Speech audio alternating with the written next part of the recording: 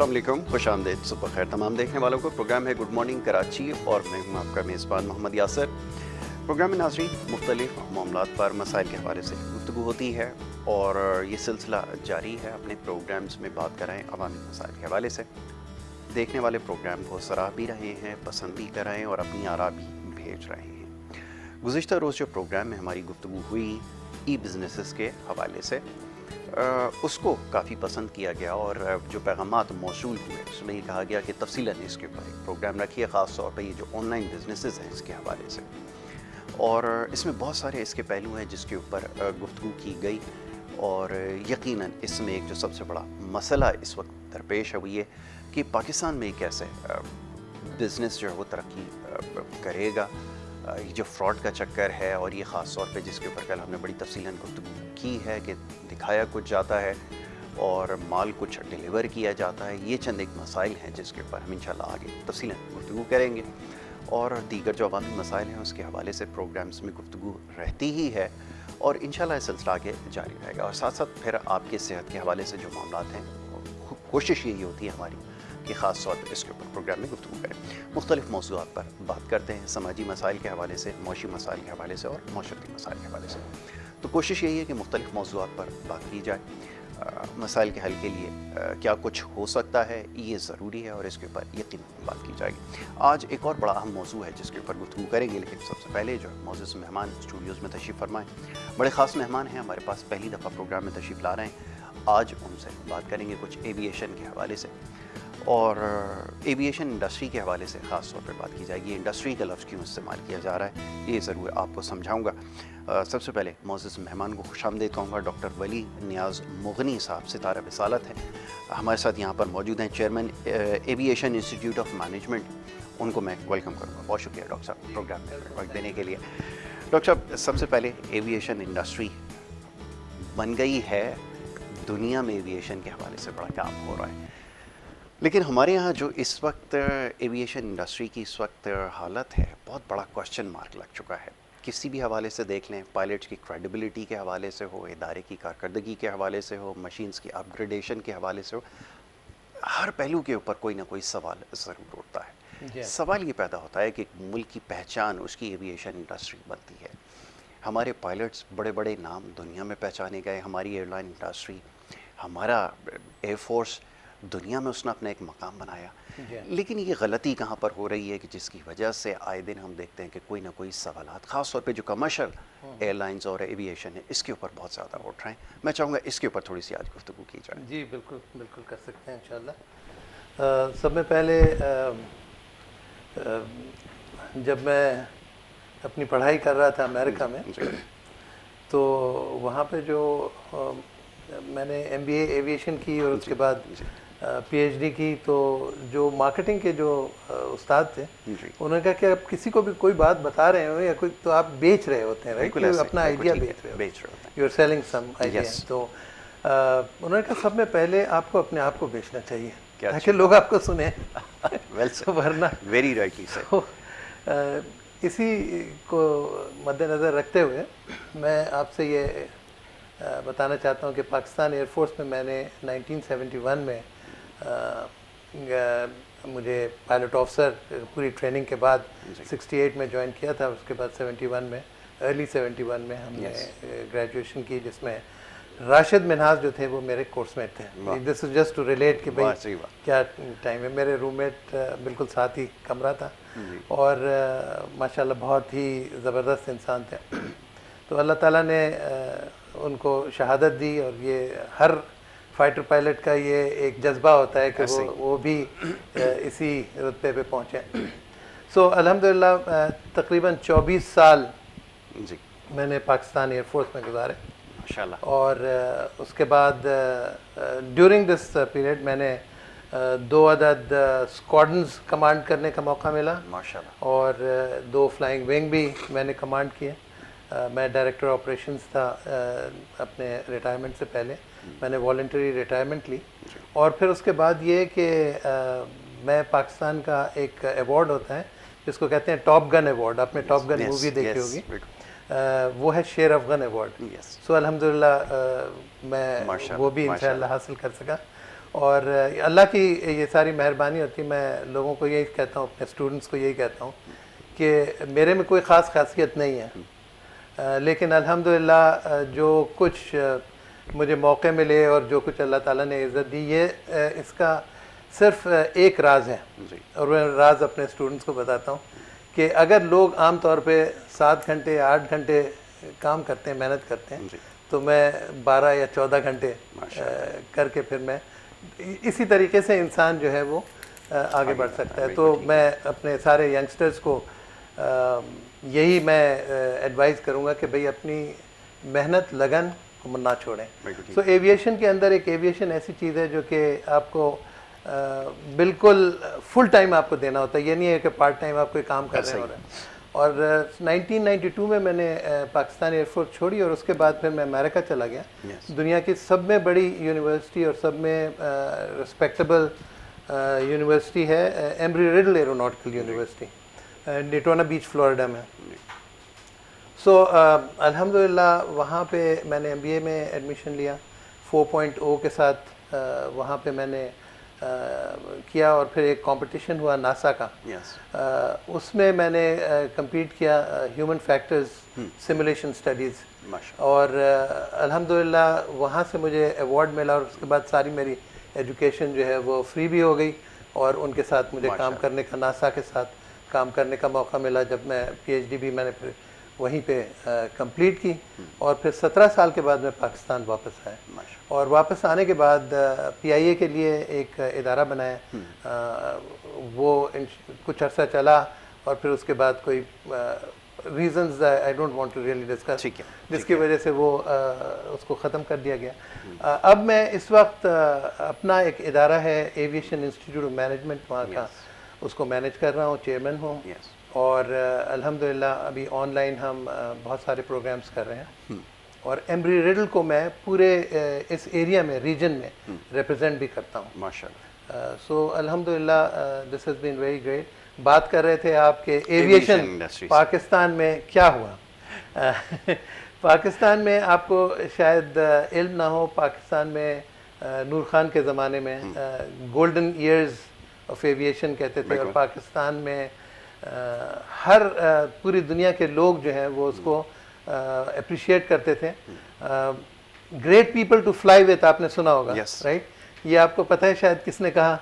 किसने? ये Jacqueline Kennedy जब वो आई थी यहाँ पे, तो उनसे किसी ने पूछा कि भाई आपको कैसा लगा PI के बारे में, आप क्या कहते हैं? तो she said great people to fly with. Yes, तो वाकई वो they were great people to fly with. लेकिन उसके बाद क्या हुआ? आई मीन हमने तकरीबन 22-23 एयरलाइंस को बनाया, you know, including Singapore Airlines and Etihad and Emirates and so on and so forth, Air Malta. ये सारे जो हैं हमारे पायलट्स, इंजीनियर्स, मैनेजमेंट, ये सारों ने जाकर के सिखाया हमको क्या हो गया। You know, this is a very valid question. और ये एक ऐसा सवाल है जो कि लोगों को समझ में नहीं आता है कि क्यों हुआ। दर हकीकत अगर एक लफ्ज़ अगर कहा जाए तो वो है lack of importance and lack of dedicated education in aviation. Education भी जी हाँ, जी हाँ। और भी एक इसमें फैक्टर्स बहुत हैं। इसमें यूनियंस का 29 डिफरेंट यूनियंस थे एट वन टाइम। और फिर उसके अब तो खैर अल्हम्दुलिल्लाह वो चीज़ ज़रा ख़त्म हुई है। लेकिन इसके साथ साथ आप देखें political inductions, that is one of the major things.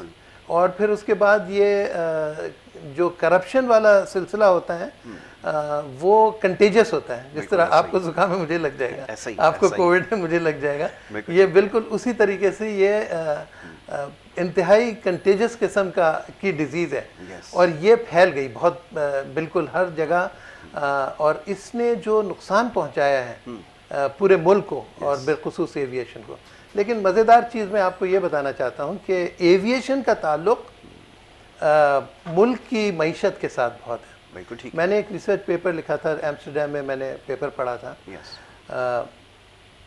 जिसमें मैंने कंपेयर किया था सिंगापुर को और पाकिस्तान। लोगों ने कहा भाई आप तो ये एप्पल्स एंड ऑरेंजेस कंपेयर कर रहे Compare कर रहे हैं, हैं, कहाँ सिंगापुर और कहाँ पाकिस्तान। मैंने कहा थोड़ा सा पीछे आ जाइए। 1970 अर्ली 1970s में aviation in Singapore was half of Pakistan. जी। एक बेंचमार्क होता है कि जिसमें आप कह सकते हैं कि इसको देख करके आप कह सकते हैं इस मुल्क की कितनी बड़ी एविएशन इंडस्ट्री है। बिल्कुल ठीक तो उस वक्त 0.73 मिलियन पर ईयर लोग आते थे जाते थे, enplane and deplane. बिल्कुल ठीक है। और पाकिस्तान में उस वक्त 1.5 थे। तो आप देखें मोर देन डबल। और फिर उसके बाद जब ली कुआन यू आए, वहाँ के president and founder of Singapore, उन्होंने कहा, पहली चीज़ उन्होंने कहा कि भाई ट्रांसपोर्टेशन एंड स्पेसिफिकली एविएशन सब में अच्छी एयरलाइन में बनाऊंगा और सब में बड़ा एयरपोर्ट बनाऊंगा। लोगों ने कहा क्या हो गया आपको, इतना छोटा मुल्क, आप एक कोने से लेकर दूसरे कोने पे 45-50 मिनट्स में आप ड्राइव करके जा सकते हैं। इतने छोटे मुल्क के लिए आप इतना बड़ा airport and millions of dollars. उन्होंने कहा this is what is going to take off Singapore. बिल्कुल ठीक। और उन्होंने जब ये एक्चुअली टेक ऑफ कर गया सिंगापुर इकोनॉमिकली एंड उसकी ग्रोथ इतनी ज़्यादा तेज़ी से बढ़ी, तो उन्होंने एक किताब भी लिखी from third world to first. Yes. और बहुत मशहूर किताब है जिसमें उन्होंने बेसिकली यही एम्फसाइज किया कि एविएशन को आपको तरजीह देना। इंपॉर्टेंस कितनी है sir, if I am not mistaken, जब लॉर्ड माउंटबेटन यहाँ से गए वापस, तो सबसे पहला काम जो उन्होंने किया था वो हीथ्रो की एक्सपेंशन ही थी जिसका उन्होंने इफ्तिताह करना था। तो सोचता हूँ कि उसकी इम्पोर्टेंस इतनी ज़्यादा क्यों थी कि 47 के अंदर जब हमारा यहाँ पे पार्टीशन हुआ है तो वहाँ पर एयरपोर्ट्स के ऊपर, उसकी एक्सटेंशन के ऊपर, उसकी डेवलपमेंट के ऊपर काम हो रहा था और हम लोग कहाँ पर स्टैंड करते। लेकिन उसके बावजूद जब हमारा एवोल्यूशन हुआ और उस वक्त जब हमने इनिशिएट किया, इसको काम करना शुरू किया, तो बहुत थोड़े अरसे में हमने बहुत बड़ा नाम इसके अंदर बना लिया। क्योंकि वो जो एयरफोर्स ने अपना एक इम्पैक्ट छोड़ा था ना, उसकी वजह से आप समझते हैं, उसको कहते हैं ना, लाइम लाइट में आ गए थे पूरे रीजन के अंदर और पूरी दुनिया में। पाकिस्तान के एयरफोर्स, क्योंकि टेक्नीशियंस जो थे जो पाकिस्तान एयरफोर्स से बिलोंग करते थे, वो जब इस तरफ आए कमर्शियल एयरलाइन की तरफ, तो उन्होंने मिरेकल्स की है इसके लिए, इंडस्ट्री के लिए। लेकिन अनफॉर्चुनेटली वो जैसा भी बात हो रही थी ना एडमिनिस्ट्रेटर की, नूर खान के बाद फिर कुछ लोग आए ज़रूर, लेकिन वो पॉलिटिकल इन्फ्लुएंस उनको, पॉलिटिकल इन्फ्लुएंस या वो डिटोरिएट होता चला गया और वो सिलसिला अभी तक रोका नहीं है। तो हम जब जाते हैं, जब हम प्रोग्रेस देखते हैं मिडिल ईस्ट में जाके, अमेरिका में जाके, वेस्ट में योग कि हम कहाँ थे और हम कहाँ वापस हम चल पड़े। तो ये हमारे लिए बड़ी तकलीफ है चीज़। जी हाँ, इसका मेन मकसद जो मैं कहता हूँ कि ये आपका बहुत ही हिडन रीज़न है जो कि लोगों को नज़र नहीं आता, वो है lack of emphasis on education. और आप देखें जब early I would say late 90s में, उस वक्त तक टेक्नोलॉजी इतनी एडवांस नहीं थी, ठीक है। अब इतनी ज़्यादा एडवांस्ड हो गई इन द लास्ट 20 ईयर्स। बल्कि अगर एक बहुत इंटरेस्टिंग स्टेटिस्टिक्स है सेफ्टी के ऊपर, वो ये कि अगर आप देखें पूरी दुनिया में फर्स्ट कमर्शियल एविएशन शुरू हुई 1914 में, ठीक है। 1903 में फर्स्ट पावर्ड एयरक्राफ्ट राइट 14 से लेके अगर आप अभी तक लें तो अबाउट 106-107 ईयर्स।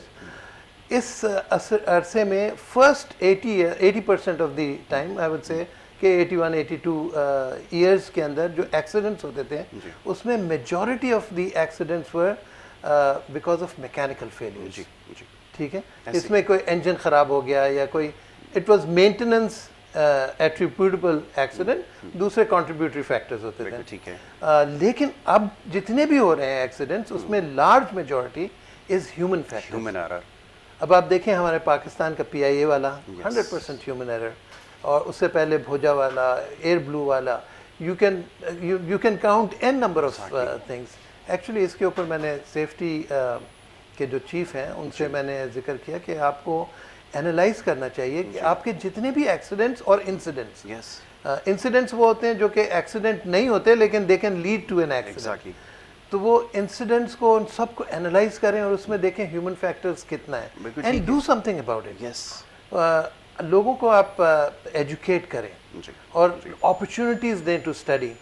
अनफॉर्चुनेटली ये चीज़ नहीं हुई है। बिल्कुल सो अब जितने भी ह्यूमन फैक्टर एरर्स हो रहे हैं उसको किस तरह करेक्ट किया जाए? You have to change the entire psyche, culture अपना चेंज करना है।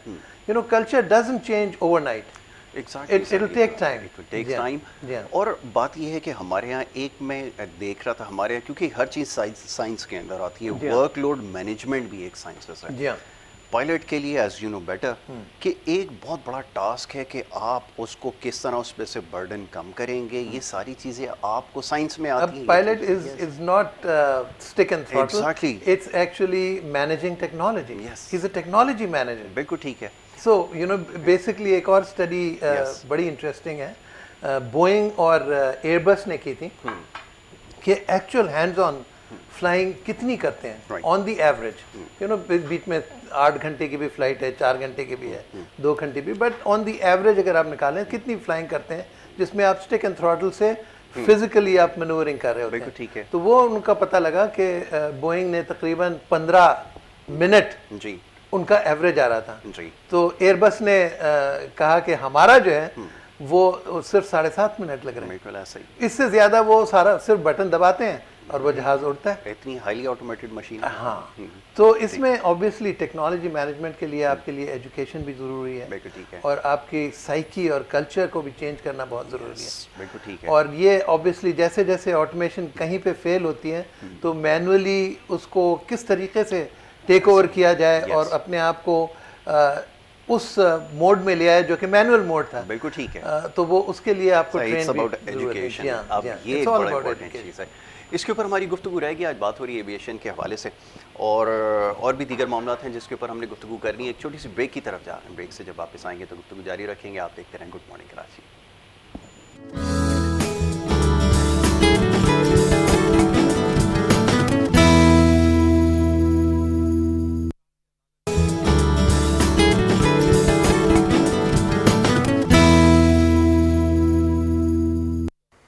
Welcome back once again. आप देख रहे हैं प्रोग्राम गुड मॉर्निंग कराची और ब्रेक पे जाने से पहले एक बड़ा इंपॉर्टेंट टॉपिक जिसके ऊपर बात हो रही थी, बल्कि आप समझ लें कि ये गुफ्तगू का सिर्फ आगाज़ है और इसके ऊपर एविएशन के हवाले से ख़ास तौर पे जैसे बात हो रही थी, इसको इंशाल्लाह आगे बहुत सारे और मामलात हैं, क्योंकि एक प्रोग्राम में या इस छोटे से वक्त में इसके ऊपर बात नहीं की जा सकती। तो आज हमारे क्योंकि मेहमान भी बड़े ख़ास हैं, डॉक्टर वली नियाज़ मोगनी साहब, आज मौका मिल रहा है उनसे कुछ एविएशन के बारे में सीखने का, तो इंशाल्लाह ये आगे भी सिलसिला जारी रहेगा। एक और हमारे मेहमान बड़े ख़ास हमारे साथ यहाँ पे मौजूद हैं। कुछ देर पहले एजुकेशन के हवाले से बात हो रही थी, तो एजुकेशन पे जब भी हम बात करते हैं तो हमें मौका मिलता है उनसे बहुत कुछ सीखने का, और ख़ास तौर में जो पाकिस्तान में जो एजुकेशन का जो राइज निज़ाम है इसके हवाले से जनाब अख्तर आरई साहब सदर हैं all Pakistan private school federation Sindh के, उनको मैं खुशामदीद कहूँगा। अख्तर भाई thank you so very much, बहुत शुक्रिया प्रोग्राम में वक्त देने के लिए। अख्तर भाई गुफ्तगू कुछ देर पहले हो रही थी एविएशन के हवाले से और बात आई एजुकेशन के हवाले से। आपका ज़ाहिर है अब इसके ऊपर आप एजुकेशन के हवाले से काम कर रहे हैं और एजुकेशन पॉलिसीज़ पे हम काफ़ी प्रोग्राम में बात कर चुके हैं, और हर दफ़ा एक ही सवाल मेरे पास आपके लिए होता है कि हम तो कोशिश ये करते हैं कि कोई पॉलिसी वज़ा की जाए एजुकेशन के हवाले से, लेकिन अभी भी सूरत हाल ये है कि किसी की कोई ख़ास दिलचस्पी नज़र नहीं आ रही। बात हो रही थी कुछ अपने तालीमी जो सिस्टम है इसको अपग्रेड करें, जब ये अपग्रेड होगा तो आपको बेहतर नताइज मिलेंगे, वरना हम दुनिया से कहीं बहुत पीछे रह जाएंगे। लेकिन अफसोस के साथ कहना ये पड़ता है कि हमारे यहाँ जो सूरत हाल है बड़ी बुनियादी मसाइल के ऊपर और बड़ी बेसिक चीज़ें हैं जो अभी भी मिसिंग हैं। जब तक उनको पूरा नहीं किया जाएगा आगे कैसे बढ़ेंगे, दुनिया से कैसे कम्पीट करेंगे, और फिर ये थर्ड वर्ल्ड कंट्री का जो एक टैग लगा हुआ है इसको हटाकर कब तरक्की याफ्ता ममालिक में शामिल होंगे। बगैर एजुकेशन तो मुमकिन है नहीं। फरमाइए। जी बिल्कुल, बेसिकली हमारा मुल्क ही एडाक बेस पे चलता है, कोई थिंक टैंक मौजूद नहीं है, पॉलिसी परमानेंट बेसिस पे कुछ बनती नहीं है। मैं डॉक्टर साहब की बड़ी ज़बरदस्त बातें सुन रहा था और बड़ा मज़ा भी आ रहा था। डॉक्टर साहब की जो रिसर्च है, जो इन्होंने फैक्ट्स एंड फिगर्स बयान किए हैं, बड़े ज़बरदस्त है। देखिए प्रोफेशनल एक्सीलेंसी जो होती है वो बेस करती है आपकी कंटिन्यू डेवलपमेंट पर, आपकी R&D पर। आप अगर कोई वाक़या होता है उसकी रिसर्च होती है, उसमें जो भी एरर्स होते हैं उन पे सख्ती से क्वालिटी स्टैंडर्ड्स मेंटेन करने से होती है। तो फिर उसके साथ बहुत से मामलात होते हैं। जिस मुल्क में अगर एयरलाइन की मैं फ़िलहाल बात कर लूँ तो बड़ा मज़ेदार बातें डॉक्टर साहब की मैं सुन रहा था, तो मैं भी एक छोटा सा तालिब इल्म अलिफ और बे जानता हूँ, ते नहीं जानता इस इंडस्ट्री की। मगर जब एक इन्वायरमेंट में अगर पायलट्स हैं, फॉर एग्जांपल अगर हम उनकी बात करते हैं, जो अगर उसके जो फ्लाइंग आवर्स हैं, जो उसके एक रिलैक्स्ड इन्वायरमेंट रिक्वायर्ड होता है, एक tension free peace of mind required होता है, उसके पास नहीं है, उसने जनाब आवर्स जो है ना एक्स्ट्रा फ्लाइंग करनी है, वो क्या होगा फिर। हमारे पास एक ट्रेंड है कि हम लोग कभी भी एम्प्लॉय की कंफर्ट नहीं देखते, उसकी फैमिली की कंफर्ट नहीं देखते, उसकी रिस्पॉन्सिबिलिटी को टेक ओवर नहीं करते। ओवरबर्डन है हर टोटली 100% टोटली हमें अपने अगर हम क्रू की बात करते हैं, फ्लाइंग के जो पायलट्स हैं या जो उनसे लाइट जो लोग एयरक्राफ्ट में होते हैं, तो उनके पूरी फैमिली वेलफेयर का भी काम जो है हमारे इदारों को करना होता है, ताकि वो टेंशन फ्री हो, उस पर काम करना होता है। अब खैर क्योंकि ये मेरी फील्ड नहीं है, डॉक्टर साहब के आगे तो जो है ना वो मैं एक दिया जलाने की कोशिश कर रहा हूँ। अब प्रोफेशनल एक्सीलेंसी, जो प्रोफेशनल एजुकेशन है, वो बेस करती है आपकी फॉर्मल एजुकेशन पे, स्कूल एजुकेशन पे, यूनिवर्सिटी एजुकेशन पे। अब जब जिस पे बेस करती है, जो फाउंडेशन है उस प्रोफेशनल डिग्री की या उसकी तरफ, उसकी वो बुनियादी तौर पे उसका मयार ही ना हो। अगर उसका स्टैंडर्ड, अब देखें अगर हम यहाँ पर कैमे सिस्टम जिसको कहा जाता है कि ये अच्छा सिस्टम है, ठीक है, मैं ये गारंटी से कहता हूँ, आप देख लें कि जो कैरिकुलम यूके में पढ़ाया जाता है इसी ओ लेवल का या ए लेवल का, वो कैरिकुलम पाकिस्तान, इंडिया, बांग्लादेश या इन ममालिक में अभी भी नहीं पढ़ाया जाता। हमारे पास एक्सपायर्ड सिलेबस है, मैं एक्सपायर्ड वर्ड यूज़ कर रहा हूँ, जिसको अपग्रेड ही नहीं किया गया, वही पास पेपर ये वो कंपटीशन है। हाँ, ये ज़रूर है, मैट्रिक सिस्टम से 12 गुना 10 गुना ज़्यादा अच्छा है। कम से कम स्टूडेंट ओन वर्ड्स में तो लिखता है जी, ओन वर्ड्स में क्रिटिकल थिंकिंग कुछ तो पैदा होती है, ठीक है। हालांकि उससे बेहतर जो है आईबी एक सिस्टम है, ठीक है। फॉर एग्जांपल उसके लिए कहा जाता है कि अगर आसान समझाने के लिए, अगर एक टीचर एक स्टोन लाइफ के बारे में पढ़ा रहा है और उस क्लासरूम में बैठ के वो नहीं पढ़ाएगा, वो बच्चों को लेगा, रियल लाइफ में लेके जाएगा, वहाँ एक कैंप लगाएगा। फॉर एग्जांपल कराची से बाहर पहाड़ी इलाकों में चला जाएगा, जहाँ पानी दस्तयाब नहीं है, आग जलाना जो है, माचिस नहीं है, कोई सहूलियात नहीं है, वहाँ जाएगा, उसको वहाँ पर पढ़ाएगा, फील कराएगा। यानी सिर्फ थ्योरी नहीं है कि जी मेमोराइजेशन कर दी, रट्टा लगा दिया और उसके बाद रियल लाइफ से उसका लेना देना नहीं है। हम आज भी मैथ्स ऐसी पढ़ते हैं अपने स्कूलों के अंदर, थ्योरम है, बहुत सी ऐसी चीज़ें हैं जो सिर्फ रटी जा रही होती हैं और उसका रियल लाइफ में आगे जाके इंजीनियरिंग में भी काम नहीं आता। बिल्कुल ठीक है, क्योंकि मैं बुनियादी एजुकेशन की बात कर रहा हूँ। जब बुनियाद स्ट्रांग नहीं होगी, फिर उसका अर्लियर एजुकेशन जो है वो स्ट्रांग नहीं होगी। बदकिस्मती से परवेज़ मुशर्रफ साहब से पहले हमारा कोई भी अर्ली एजुकेशन सिस्टम अपना नहीं था। मैट्रिक सिस्टम सिर्फ था जो कि 1 क्लास से लेके इंटरमीडिएट तक था, तो उसमें भी कुछ देखें, वो किताबें भी वही हैं, कैरिकुलम भी वही है, उसको अपग्रेड नहीं किया गया। जब भी अपग्रेड की बात करते हैं तो यूँ लगता है कि जनाब कोई हमने किसी से जुर्म कर दिया। तो बात है कि R&D होनी चाहिए। अभी सिंगल नेशनल कैरिकुलम की बात की जा रही है, बड़ी अच्छी बात है, बहुत ज़बरदस्त बात है, मगर उसके अंदर कैमे सिस्टम को जो है वो एक ग्रीन वे दे दिया है कि जी आप करते रहो, ठीक है, मदारिस पे काम करेंगे, हम नॉर्मल स्कूलिंग पे काम करेंगे। गवर्नमेंट सेक्टर जो पब्लिक स्कूल्स हैं उस पर क्या काम हुआ है? आज अगर ऑनलाइन की बात की जाती है कि पब्लिक स्कूल के बच्चे, क्या वो एक ठेले वाले का, एक गरीब का जो कि 50 रुपए भी फीस नहीं अफोर्ड कर सकता, वो 2 वक्त की रोटी नहीं कमा सकता, क्या उसका मयारी तालीम का हक नहीं है? क्योंकि इस मुल्क के कॉन्स्टिट्यूशन के मुताबिक 25A आर्टिकल ये शेल्टर देता है, ये गारंटी देता है कि स्टेट इज रिस्पॉन्सिबल 3 ईयर से लेके 16 ईयर तक के तालिब इल्म की हर बच्चे की, तालिब इल्म तो बाद में बनेगा ना, हर बच्चे का उसका बुनियादी हक है और फंडामेंटल राइट है कि उसको मयारी तालीम दे। वो नहीं है कि जी स्कूल में एनरोलमेंट हो गई है, ठीक है, और बस नाम लिखा हुआ है, दैट्स ऑल। यानी गोश्त तालिब इल्म नहीं बनाना हमने, हमें रियल एजुकेशन देनी है। जब हम अपनी फाउंडेशन पे काम नहीं करेंगे, फिर मुझे कहने दीजिएगा 2-4 अल्फाज मजीद, जिस मुल्क में इस तरह के फैसले होंगे बैठे बैठे कि जी अब 2 पेपर दे दीजिए, चलो जी ठीक है 2 पेपर दे दीजिए, फॉर एग्जाम्पल दे दीजिए मैट्रिक। देखिए पिछले साल 9 का 1 पेपर नहीं दिया उन्होंने, ऐसा ही इस साल 5 पेपर देने थे, उसमें से 2 पेपर है जी बड़ी सो कॉल्ड जनाब ये मैथ्स है और फिजिक्स है, ओके। फिर बाद में आपने एक और बात कर दी कि फेल कोई नहीं होगा, 33 मार्क्स दे देंगे, ठीक है। यानी कि आप कम से कम E ग्रेड से पास कर दें। E ग्रेड मींस एग्जिट, जी हाँ। बिल्कुल निकल जाओ इस निकल जाओ। एजुकेशन की फील्ड से, एग्जिट कर जाओ, पास कहलाओगे बस, या डी दे देंगे, यानी डफर। ऐसा ही। माइंड नहीं कीजिएगा, मैं ऐसा ही, थोड़ी सी ऐसा बात, ही, ऐसा यानी डी ग्रेड डफर का ग्रेड दे देंगे, उस बंदे ने आगे जाके थर्ड डिवीजन का बंदा अपनी एजुकेशन जारी नहीं रख नहीं सकता। रख सकता, कहीं नहीं ठीक है, इंटरमीडिएट अगर थर्ड में कर ले तो उसको कोई रेगुलर यूनिवर्सिटी में दाखला नहीं मिलता। बिल्कुल ऐसा ही। यानी आपने उसको एग्जिट कर दिया, आपने उसको डफर बना दिया। और मैं इसके अलावा भी मेरे पास बहुत कुछ बोलने को है, मगर मैं नहीं चाहता कि मैं जिस मुल्क का आप इनपुट यूनिवर्सिटीज को देने जा रहे हैं उस बच्चे को आप डफर बना देंगे, डी ग्रेड दे देंगे, उसको पास तो हो जाएगा वो, बिल्कुल ठीक है। मगर उसको किस प्रोफेशनल यूनिवर्सिटी में एडमिशन मिलेगा? नहीं मिल सकता, बिल्कुल हालांकि ऐसा ही है। पहले ही हमारा तालीमी निज़ाम ज़मीन बोस है। बिल्कुल। जब हमारा तालीमी निज़ाम, उसकी बेसिक्स इतनी वीक हों, तो फिर हमारी यूनिवर्सिटीज़, प्रोफेशनल यूनिवर्सिटीज़ में कौन सा टैलेंट जाएगा भाई? बिल्कुल ऐसा ही है, मुमकिन नहीं है फिर तो आपके ये पास। एक अलमिया है हमारे मुल्क का। खुदारा मैं ये कहता हूँ आज के आपके प्रोग्राम में, तालीमी इमरजेंसी नाफिज करो। आप अभी स्कूल बंद मत कीजिएगा। नहीं, इमरजेंसी का तो देखें नफाज बहुत दफ़ा हो चुका है। अभी आपको पता है ना, इनके चार्ज लेने से पहले सिंध गवर्नमेंट गई, वो एक सबसे पहले जो चीज़ जिसके ऊपर काम किया गया था ना, वो एक एजुकेशन इमरजेंसी लगाई गई थी। लेकिन वो किस तरह उसने काम किया, वी नेवर नो। आज तक हम ये सोचते हैं कि उस इमरजेंसी के अंदर क्या हुआ था कि जो अब इमरजेंसी लगा के काम कर ले। देखें, एक लॉन्ग टर्म पॉलिसी आपको बनानी होगी।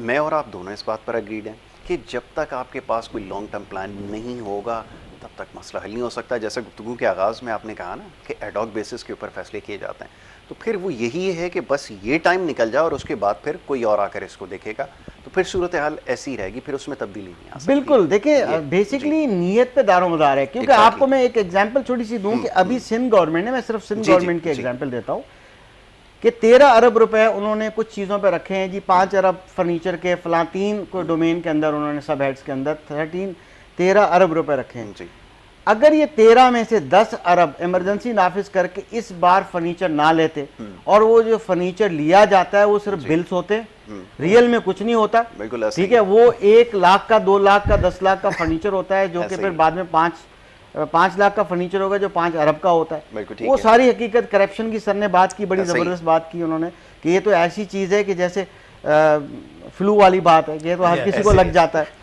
बात यह है कि अगर इसको, उसको प्राइवेट सेक्टर जो डिलीवर कर रहा था आपको, बिल्कुल ठीक है। उनको ही कोई Facilitate बेयारो कर मददगार को आप थोड़ी सहूलत दे देते, बिल्कुल ठीक है। तालिब इल्म को डायरेक्टली एक पेड वोचर दे देते, जो फीस नहीं दे सकते, एक बॉन्ड की तरह वोचर बनाए, कम से कम इस और वो situation से इन तो बाहर कैश आ तब होगा, हुकूमत पाकिस्तान गारंटी देती उस वोचर की, और वो इन कैश तब होता है कि वो जाके अपने बच्चे की फीस की जगह पर वोचर जमा करा दे। बिल्कुल ठीक है। भाई बहुत से तरीके हैं, मगर जब नियत नहीं होगी तो फिर नहीं हो हमारे सकता। इतने हज भी कर लेंगे ना, तो नियत पे दारोमदार है। बस अब मैं क्या हदीस सुनाऊं। नहीं, तो बिल्कुल इसलिए आपने मेरी सही- गुजारिश सही। ये है आज भी कि मैं इमरजेंसी की बात कर रहा था कि अभी स्कूल बंद नहीं होने चाहिए। जी, अभी एनसीओसी ने कल ही एक बात की तजवीज़ फॉरवर्ड की है कि अब गर्मियों की छुट्टियां होनी चाहिए। 18 से पहली 2 जुलाई तक उन्होंने बात की है, चंद दिन के लिए कर दें। पंजाब गवर्नमेंट कहती है 1 महीने के लिए करें। अब देखें सिंध गवर्नमेंट क्या अच्छा, कहती मैं है। इसकी तरफ आऊँगा अभी, ज़रा इस पर तफसीलन गुफ्तगू होगी ना, क्योंकि अब आने वाला महीना जो है ना, उसमें कितना एक्टिविटी आपकी रहती है, इसके ऊपर अभी बात करता हूँ ना, क्योंकि ईद होगी आगे, जी फिर हाँ। मज़ीद छुट्टियाँ होंगी, तो फिर वो महीना आपका किस अकाउंट में गया, और जो पीछे 12 महीने जो आपके गए हैं, एक वैक्यूम क्रिएट हुआ है, उसकी भरपाई कैसे होगी, अभी इसके ऊपर बात करूँगा। जी। डॉक्टर साहब, आपकी तरफ आऊँगा ज़रा। अभी कुछ बात हो रही थी एजुकेशन के हवाले जी से, हाँ। एविएशन को इससे रिलेट करने की कोशिश करते हैं।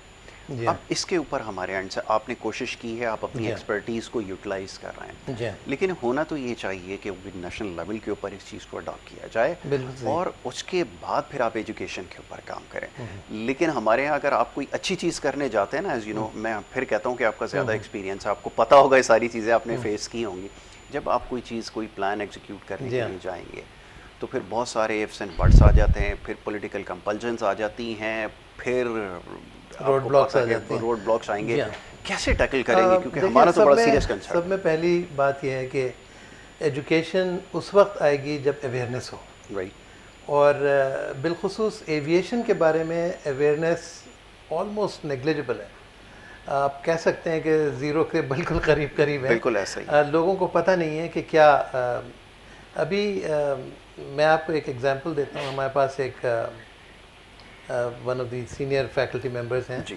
तो वो, उन्होंने तकरीबन 43 इयर्स एविएशन इंडस्ट्री में PIA में और सऊदी एयरलाइंस में स्ट्रेटेजिक पोजीशन पे ऑपरेशंस वगैरह सारे देख रहे थे। तो वो उन्होंने डबल मास्टर्स किया, जिसमें एक MBA IBA से था जी। और दूसरा कराची यूनिवर्सिटी से इकोनॉमिक्स में। यस। तो जब वो गए वहाँ पे तो तकरीबन वो कहते हैं कि 3-4 साल तक तो उनको कुछ होश नहीं थी कि हम क्या, क्योंकि एविएशन एक टोटली डिफरेंट इंडस्ट्री और लोगों को पता नहीं होता है कि किस तरीके से किया जाए।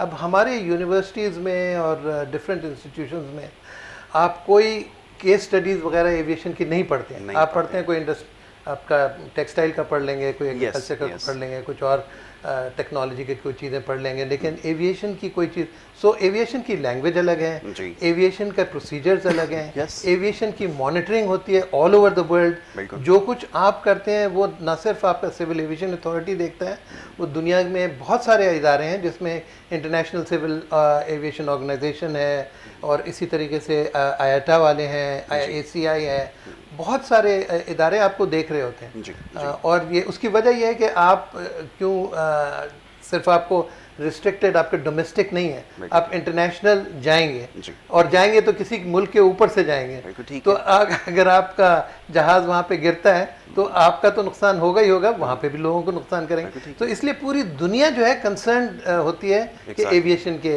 इसमें। अब पाकिस्तान में जो जिस तरीके से मैंने आपको बताया कि अवेयरनेस नहीं है, लोग समझते हैं कि भाई जिस तरह मैंने इनकी बात की थी फैकल्टी की, उनको भी ये कुछ पता नहीं था कि एविएशन के अंदर होता क्या है। और उनसे जब भी कोई लोग पूछते हैं कि भाई आपने 43 इयर्स गुजारे हैं, तो पूछते हैं कि आप पायलट हैं या इंजीनियर हैं, and he was a manager basically, you know strategic level पे मैनेजमेंट। तो मैनेजमेंट आजकल बहुत ज़्यादा इम्पॉर्टेंट है, बिलखुसूस एविएशन के अंदर। जिस तरह मैंने आपसे जिक्र किया कि actual stick and throttle flying जो है वो तो चंद मिनट है, उसके बाद वो सिर्फ आपने कीज दबाए और वो उड़ता हुआ चला गया, ऑटो पायलट पे जाता है। Even landing is completely automatic हो गई। तो सारी चीज़ें अब इस तरीके से हो रही हैं। तो लोग जो हैं वो क्या कर रहे हैं कि समझ रहे हैं कि शायद ये एविएशन में अब हम जाएंगे तो क्यों, बिल्कुल पाकिस्तान में अभी इस वक्त 4 एयरलाइंस हैं, पहले शाहीन थी उस वक्त भी 4 थे, वो चले गई तो अब एयर सियाल आ गई, but they are very limited. तो लोग कहते हैं अगर हम यहाँ पे पढ़ेंगे भी तो ये 4 एयरलाइन में कहाँ खपत होगी हमारी, बिल्कुल ऐसे ही, ठीक है। So the thing is that they don't realise कि नंबर 1 एविएशन इज ग्लोबल, ठीक है। और कोविड की वजह से अभी जो कुछ भी है वो हर इंडस्ट्री में डाउनफॉल है, बिल्कुल ऐसे। लेकिन देखने की बात यह है कि एविएशन की प्रोजेक्शंस और ग्रोथ क्या है, और उसकी वजह यह है कि अगर आप एविएशन को तरजीह नहीं देंगे, आपका मुल्क भी डाउनफॉल की तरफ चला जाएगा, क्योंकि इसमें ट्रेड इन्वॉल्व है, इसमें आप देखेंगे travel, tourism, they are all linked with aviation. That means economy is linked with this thing. तो मैंने आपको बताया जो मेरी स्टडी थी उसमें बेसिकली हमने एक पॉजिटिव कोरिलेशन है between economy of a country यानी GDP को और एविएशन की ग्रोथ को। आप इन दोनों को देखते हैं तो वो जैसे जैसे आपकी एविएशन की ग्रोथ हो रही होती है, आपकी इकोनॉमी भी बढ़ रही है। You no Singapore is a classical example, UAE और कतर और टर्की, इनमें से आप एविएशन निकाल दें, आप देखेंगे कि डाउनफॉल एकदम शुरू हो जाए। वो कंट्री की आइडेंटिटी बन रही है। अभी तक हम इस चीज़ को रियलाइज नहीं कर पा रहे कि हम देख रहे हैं टर्किश एयरलाइन है, अब पूरी दुनिया में देखें उसकी प्रमोशन के ऊपर काम हो रहा है, दुनिया के हर जगह आपको टर्किश एयरलाइन का मिलेगा।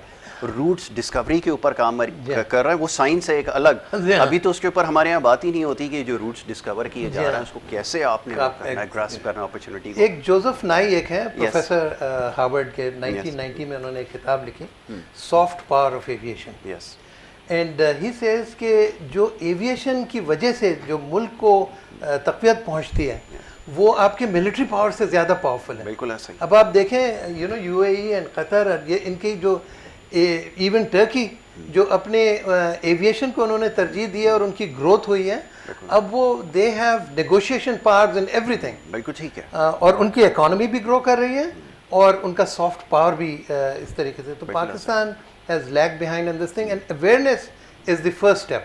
I would say कि अगर पाकिस्तान के अंदर करना है।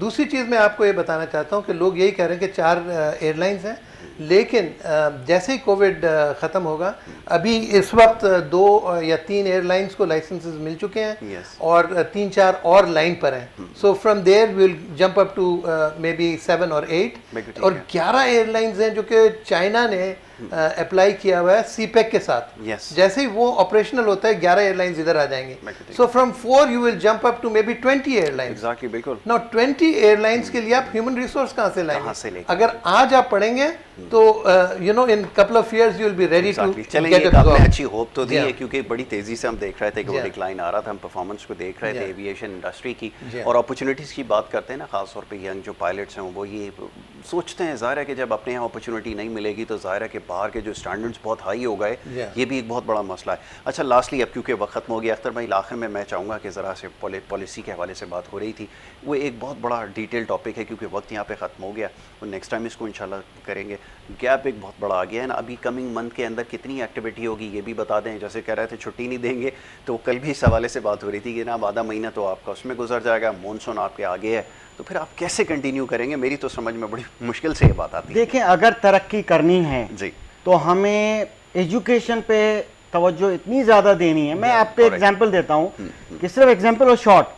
जापान ने तरक्की की, आप मुझे बताइए वहाँ जल्जले कितने आते हैं, दुनिया को पता है। बिल्कुल ऐसे ही। बारिश किस वक्त हो रही है पता ही नहीं चलता, ठक बारिश शुरू हो जाती है, अम्ब्रेला साथ लेके घूमते हैं सही। छोटी सी। हिरोशिमा ठीक है। नागासाकी के बाद उठे हैं। Exactly yes. अब वहां पर जब इस तरह के देखें आप, बर्फ वाले इलाके जहां पर इतनी ज्यादा माइनस टेम्परेचर होते हैं, क्या वहाँ एजुकेशन नहीं होती? बिल्कुल होती वहाँ है। जॉब्स पे काम नहीं सब जाते? जगह होती है। जापान में लोग काम पे नहीं रशिया में होती है, जाते? इतनी जापान ने बर्फ पड़ी तरक्की होती नहीं है। की, Yes. वहाँ वो जल्जलों की वजह से डर जाते हैं? जी। क्या वो बारिश की वजह से डर जाते हैं? आज नहीं जाएंगे स्कूल, बारिश नहीं, हो रही है? नहीं, वही never, जापान है, ये वहां पर एथिक्स पे पहले काम होता है, जैसे आप हमेशा जिक्र करते जी, रहे, जी। हम भी करते रहे। जब आप एजुकेशन को तरजीह नहीं देंगे, आप ठीक है बकरा ईद की छुट्टियां कर दीजिए, ठीक है, अब आप 5 दिन स्कूल खोलें, अगर आपका 8% पॉजिटिविटी आती है, आप 2 दिन स्कूल खोलें, एक दिन खोलें, स्कूल बंद नहीं बंद ना होना है। फिजिकल क्लासरूम रिक्वायरमेंट है इन बच्चों की। यहाँ पर ऑनलाइन हमारा सेटअप नहीं है। फिजिकली एक हफ्ते में 1 दिन या 2 दिन या 3 दिन बच्चा जरूर जाए, बिल्कुल ठीक। बंद नहीं कीजिएगा। Right. और जल्दी से सिंगल नेशनल करिकुलम जो है उस पर Adopt काम कर लिया जाए, करें। बिल्कुल किताबें मार्केट में नहीं है, अभी तक प्रिंट नहीं हुई हैं। बिल्कुल ऐसा। कहाँ लूप होल्स मौजूद हैं? 20 जगह लूप होल्स मौजूद हैं। Right. हम कैसे ये तालीमी साल शुरू करेंगे? खुदारा इमरजेंसी नाफिज कीजिए और स्कूल्स को तंग मत कीजिए। और ये प्राइवेट सेक्टर आपका शोल्डर है, आपके हाथ हैं। अगर प्राइवेट सेक्टर माइनस होता तो आप क्या बेसिक एजुकेशन देते? नहीं दे सकते हैं। बिल्कुल ठीक है, ठीक है जनाब। अख्तर हराई साहब, thank you so very much, बहुत शुक्रिया अख्तर भाई प्रोग्राम में हमें वक्त देने के लिए। डॉक्टर वली नियाज मोगनी साहब, आपका बहुत शुक्रिया सर, जहमत आपको देते रहेंगे। जी, ये बड़ा बिल्कुल, इंटरेस्टिंग welcome। टॉपिक है, हमें इसकी इंपॉर्टेंस को समझने की ज़रूरत मैं है। आपको एक छोटी सी Yes. चीज़ बता दूं, जी। Just very exciting and I am thrilled about this thing. अभी हमने शुरू किया है वर्चुअल रियलिटी फ्लाइंग, ज़बरदस्त। और आप मैंने ज़िंदगी भर फ्लाई करता रहा हूँ, जी, F-16 से F-86 से लेके F-16 तक फाइटर्स, और फिर कमर्शियल जहाज़ भी, ट्रेनिंग जहाज़ भी। लेकिन जब मैं वर्चुअल रियलिटी वाले सिमुलेटर में बैठता हूँ और वहाँ फ्लाई करता हूँ, it is so real, it is unbelievable. बिल्कुल ठीक। तो मैं मतलब I would invite you I also, would love to I would come. बिल्कुल, यू नो, बिल्कुल। हाँ बिल्कुल, कि come and experience this wonderful इंशाल्लाह। वर्ल्ड डॉक्टर ऑफ साहब, thank you so very much, बहुत शुक्रिया आपका, अपने प्रोग्राम में हमें वक्त दिया। वेल नाज़रीन, ये हमारा सेगमेंट था एविएशन के हवाले से और एजुकेशन के हवाले से, ख़ास तौर पे इसमें हमने गुफ्तगू की है और ये सिलसिला इंशाल्लाह आगे भी जारी रहेगा। यहाँ पर हमें अब ब्रेक लेना होगा और ब्रेक के बाद हमारा दूसरा सेगमेंट होगा। आप देखते रहें प्रोग्राम गुड मॉर्निंग कराची।